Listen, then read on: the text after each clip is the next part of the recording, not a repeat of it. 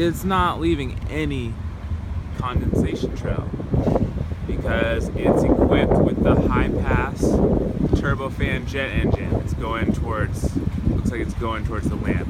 It's going past the tree. High-pass turbofan jet engine leaves no visible condensation trail. So, normal commercial or military flight, you can see it again, it's the spec on the screen, no condensation trail. So what planes are still using those old engines to leave condensation trails that persist? It's not happening. No such thing as a persistent condensation trail. Hardly any such thing as a condensation trail these days.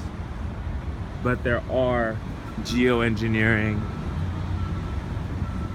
stratospheric and tropospheric aerosol injections, otherwise known as chemtrails, and that's what these are. You see a plane spraying them, don't say it's a contrail, because most planes don't have contrails.